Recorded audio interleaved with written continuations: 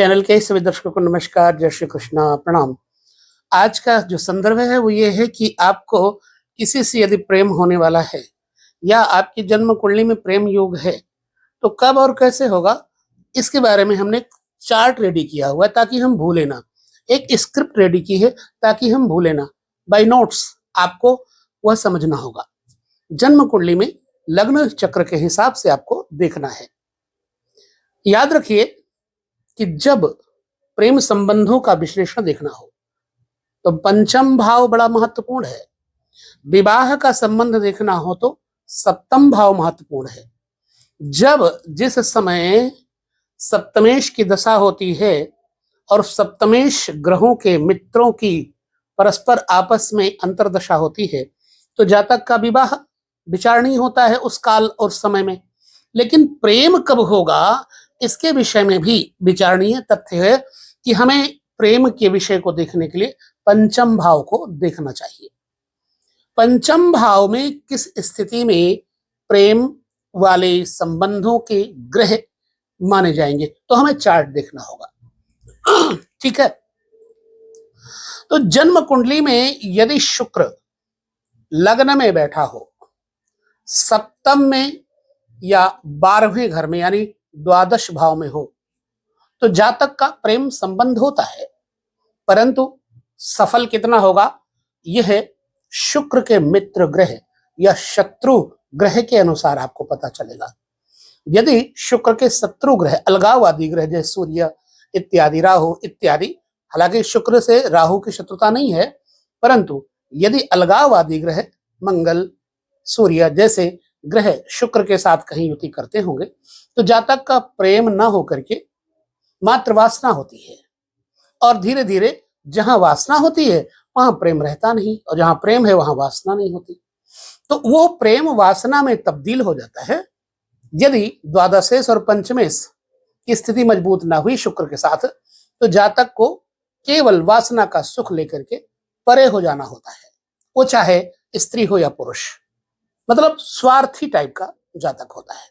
चलिए दूसरा सूत्र प्रेम संबंध को जानने के लिए, और ये वो सूत्र हैं जिनको हमने ट्राई किया है, आप भी ट्राई करके देखिएगा।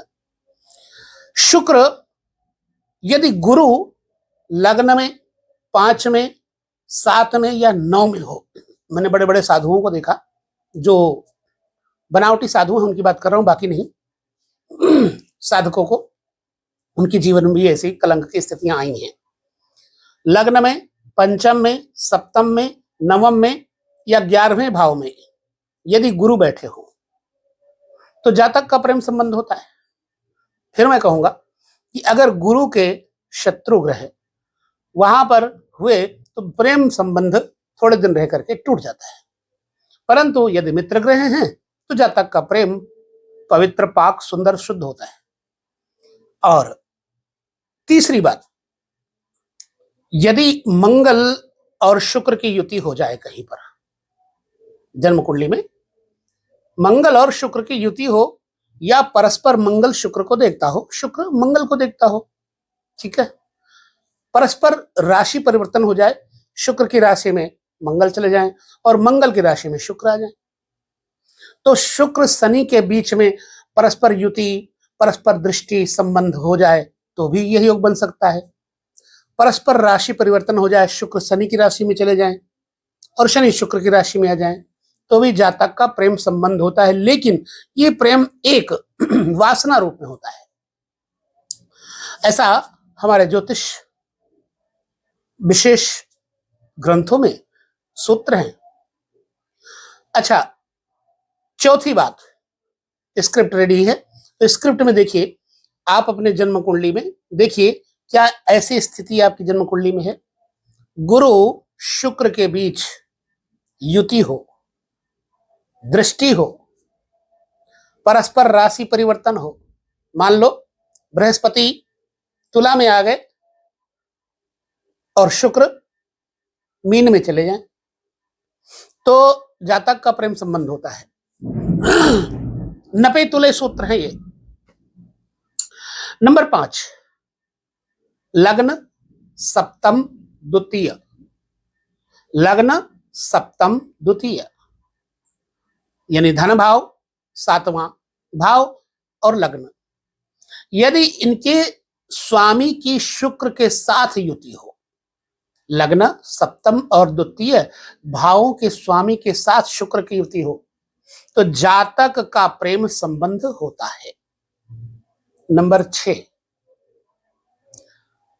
यदि सप्तमेश और लग्नेश या पंचमेश, सप्तमेश सप्तम भाव का स्वामी, लग्न का स्वामी और पंचम भाव का स्वामी, सप्तमेश और लग्नेश के बीच राशि परिवर्तन हो जाए, सप्तमेश पंचमेश और लग्नेश के बीच में भी यदि राशि परिवर्तन हो जाए तो जातक का प्रेम संबंध होता है। नंबर 7, सूत्र देखिए, यदि शुक्र अपनी उच्च राशि वर्गोत्तमी, स्वराशि वर्गोत्तमी जो ग्रह सभी वर्गों में 2-3 वर्गों में शुभ हो, उसे वर्गोत्तमी कहा जाता है। मतलब लग्न कुंडली में भी हो और नवमांश में भी हो, त्रिशांश में भी हो, वर्गोत्तमी बढ़ता जाएगा।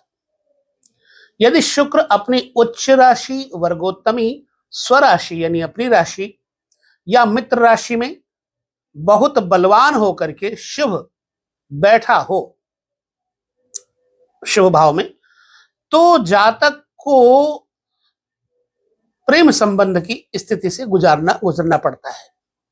और साथ में केंद्र में या त्रिकोण में बृहस्पति आ जाए तो भी जातक को प्रेम संबंध होता है। फिर से समझिएगा इसे, अगर शुक्र अपनी उच्च राशि, जैसे मीन राशि में शुक्र उच्च होते हैं, वर्गोत्तमी और जिस राशि में शुक्र लग्न में बैठे हो वहां नवमांश में भी उसी राशि में बैठे हो या उसी घर में बैठे हो, या मित्र राशि में बहुत बलवान होकर के शुभ भाव में बैठे हो और गुरु केंद्र एवं त्रिकोण में स्थित हो, तो जातक का प्रेम संबंध होता है।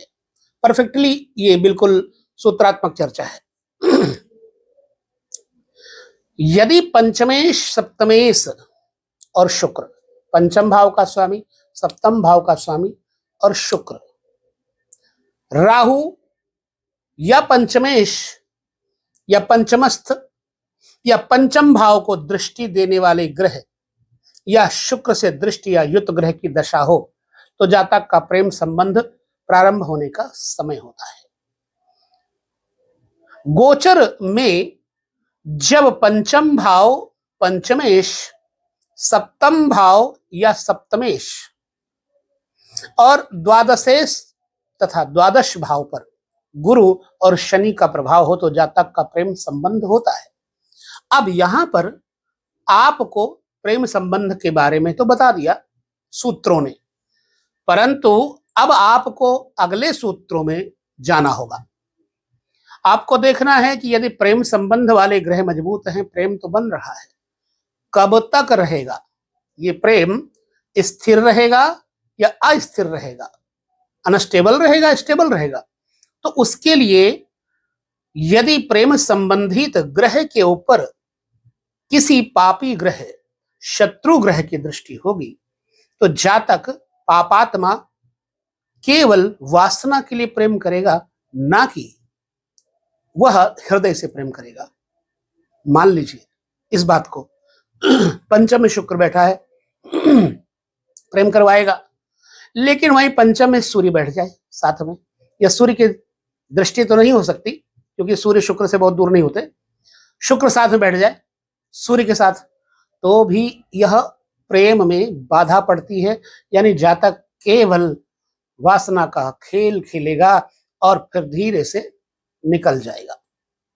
मान लो शुक्र 12वें घर में बैठे हैं और वहां पर साथ में मंगल बैठा हो, तो जातक अत्यधिक प्रेम संबंध बनाएगा, परंतु कुछ दिन बाद बदल देगा और वासना रूपी खेल खेल के, भोग भोग के उस प्रेमी को या प्रेमिका को त्याग देगा। तो ये कुछ सूत्र आपको समझने जरूरी होते हैं। प्रेम से संबंधित कई भाई बहन पूछा करते हैं, तो मैंने यह टॉपिक कई बार दिया है, फिर भी आपको यह समझना जरूरी है। समझ लीजिए, यदि आपकी बहन बेटी की जन्म कुंडली में ऐसा योग है तो, या आपकी कुंडली में ऐसा योग है तो सावधान रहें और उसके लिए आप उपाय करें। सावधानी का मतलब यही है, बाकी जो होना है वो तो होकर रहेगा। परंतु यदि आप कुछ दान पुण्य धर्म कर्म उस ग्रह की शांति करवाते हैं तो आपको उस कलंक से बचाव होने में थोड़ी सहायता मिल जाती है। तो बस वीडियो में इतना ही। अगले वीडियो में हम पुनः आपके साथ चर्चा करेंगे। तब तक नमस्कार, जय श्री कृष्ण, प्रणाम।